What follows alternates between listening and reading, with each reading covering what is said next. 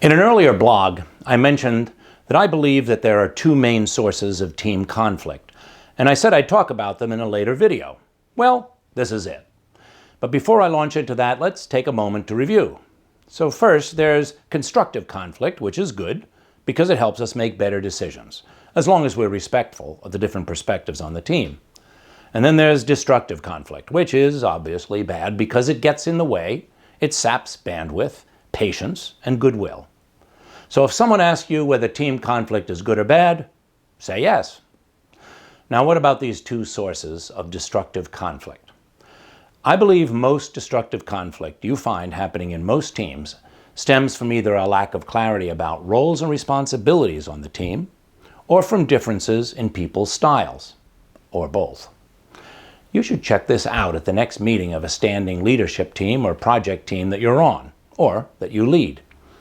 Watch the team when there's heated or unpleasant disagreement going on, and see if you can pinpoint the source. Is the disagreement really about an issue in question? Or is the conflict really about attitudes, semantics, behaviors, style? Is it about a person's right to say something or have an opinion? That's about their role.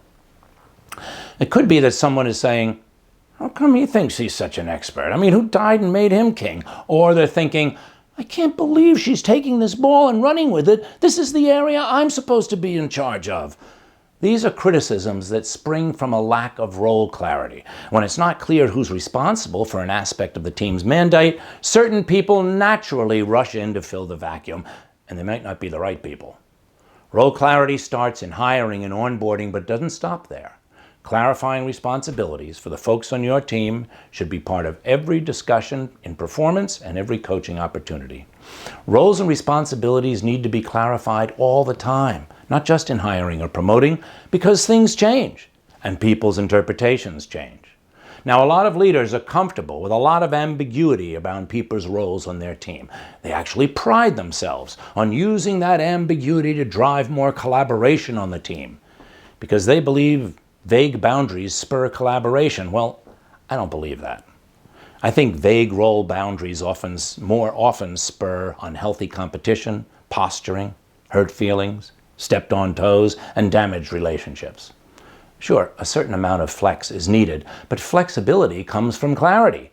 The clearer your responsibilities are set on your team, the easier it is to flex them and modify them. The more blurry they are, the harder they are to get a hold of and modify. I mean, how do you modify fog? You can't. You can't even hold it in your hand. Role clarity starts with clear goals. They clarify where we're going.